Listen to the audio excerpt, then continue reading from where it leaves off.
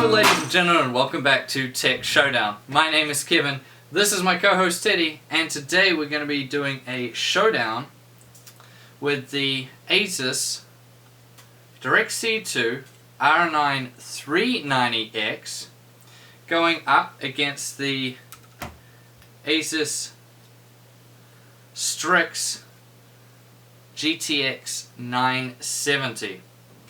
So you might be wondering why I wanted to do these two as kind of like my first one, since price-wise they're not really too comparable. And it's mainly because previously with the 290X, the 290X would only just beat a 970 by like a few frames in most of the tests that I did. So the 290X was slightly faster, but you know, most people, and I think in my video, I can't remember, most people would go for the 970 anyways because it was much cooler and all the rest of it. Much more efficient GPU, less power and all that good stuff. So I wanted to do this one just to see what kind of performance gap there would be with the 390X, since it is, you know, an upgrade over the 290X.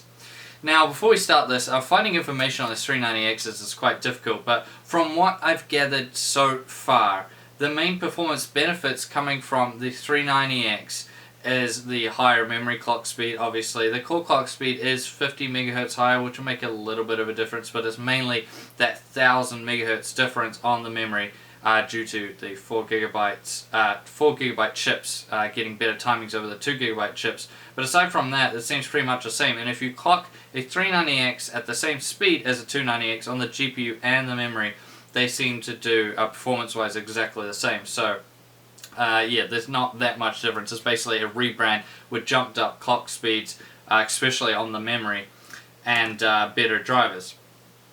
So let's start out then with what actual GPUs are in these. If you don't know, this is the now called the Grenada, but it's a Hawaii GPU in the 390X, the same one that we've been used to that came out a few years ago now. Whereas in the 970 you get the GM204 GPU, so it's a Maxwell GPU, same one you get in the 980. This is just a slightly cut down version, which means you're getting 1664 CUDA cores on the 970, whereas you get 2816 shader processors on the 390X, the same as the 290X.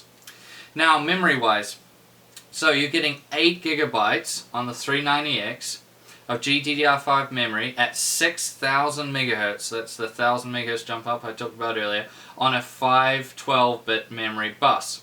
So that's double the memory of the stock 290X and a 20% higher memory bandwidth over the 290X.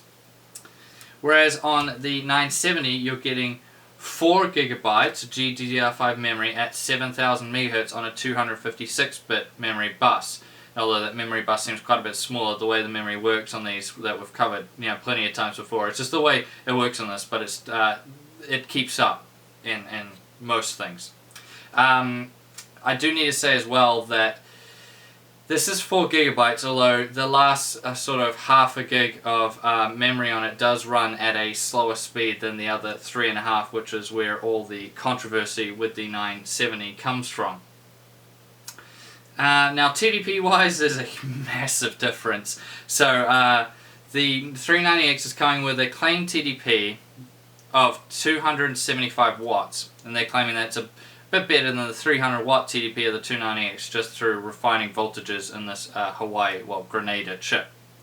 The 970 on the other hand is much lower than that, coming in with a TDP of 145 watts.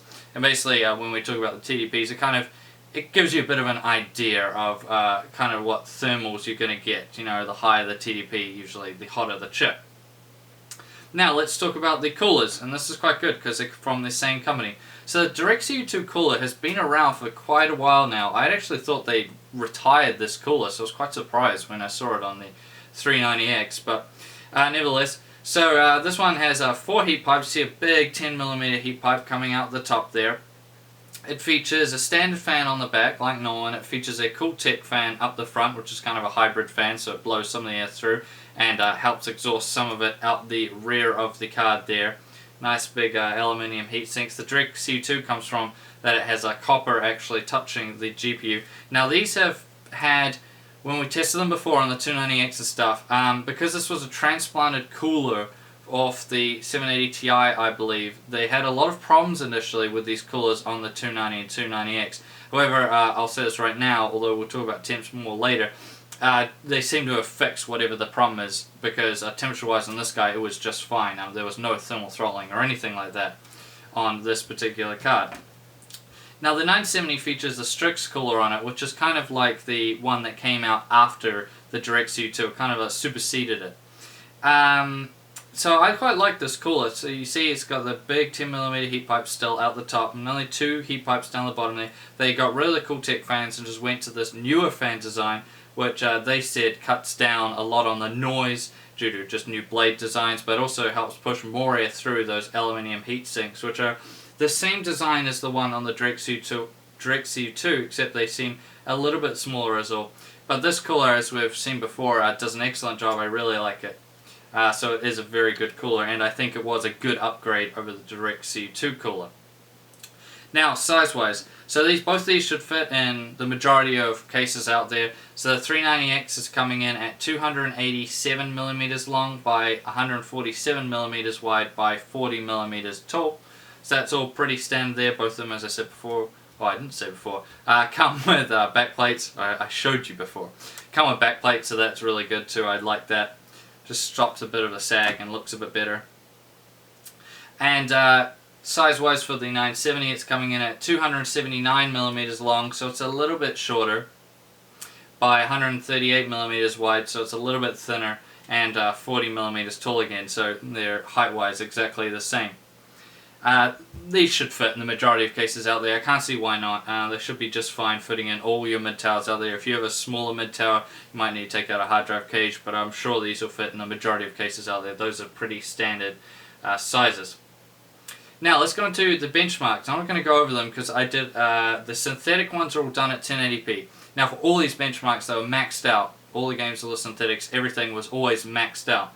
However, in the games I did them at 3 different resolutions to give you an idea. So 1080p, 1440p, and 4K to give you an idea of how they do at the different resolutions. But as I said, everything is maxed out. So let's jump into it and see how these cards did.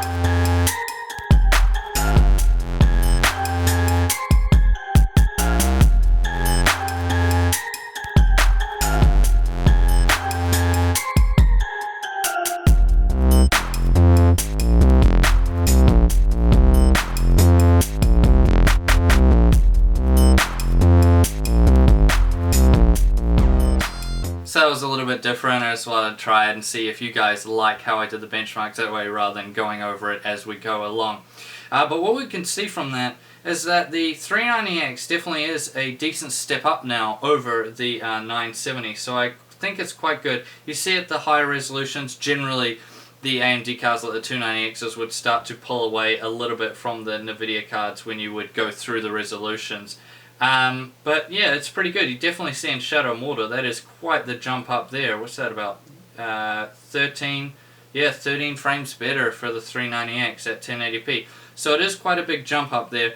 But this is kind of like what I was expecting. So it does better than the 290X. So this is really, the 390X is really firming up that it's, you know, well past the 970 in terms of performance, not just slightly better as it was before. But even in saying that, it's not as huge of a jump up as I was thinking. In some of the benchmarks, there wasn't much in it. Yeah, it's about 5 frames in some of them, 10 frames in others. So it's So it's not as huge of a jump I thought it would be with the 390X compared to the 970. Now, I forgot to mention earlier, the highest clock speed, obviously this is the 390X is at its stock clock speed, so that's 1050 megahertz. However, this 970, this is going to be kind of like best case scenario, because out of all the 970s I've tested, this one actually has the highest boost clock speed of 1328 megahertz. So that's through GPU Boost 2.0. It'll automatically boost up to that speed. So this one boosts quite high. So this is kind of showing you if you got quite a good 970. This is if you weren't going to overclock either of these cards, that it would do quite well. But yeah, so the 390X definitely better, but not as much of a jump up as I was expecting from this card. Now let's look at temperatures. So temperature wise, you're probably not going to be surprised to know that the 971, but let's jump into it nevertheless. So in the Unigine Valley benchmark, the 970 Strix went up to 67 degrees Celsius, and that was at 37% fan speed, which was a really solid job there, very low fan speed. And in the same benchmark, the DirectCu2 390X went up to 78 degrees Celsius at 45% fan speed. So obviously win there for the 970, however that's not the end of the world. I mean, this before with this DirectCu2 cooler on some of the cards we tested, it would go up to its thermal limit of like 95, 94 degrees. So that's a very good improvement. So I'm guessing maybe something was done under the hood, or maybe I just got a really good one, I don't know. But it's definitely doing a way better job with the previous DirectCu2 coolers that I've seen on the AMD cards. Which leads us into noise now. So which one of these cards is more noisy? So at idle, they're both very, very quiet. I mean, the Strix 970, these fans aren't even on. They won't even be spinning, so there'll be absolutely zero fan noise coming from the 970. And the 390X, these fans are only spinning at 20% fan speed, so it's also very, very, very quiet. So there's no point showing you what they sound like at idle, because they're both dead quiet. However, on load is a bit of a different story there. So we'll start with the 970.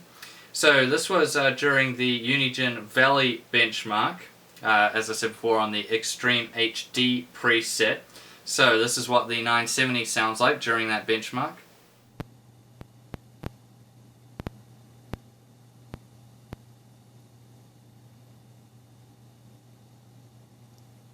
And here is the 390X during the exact same benchmark.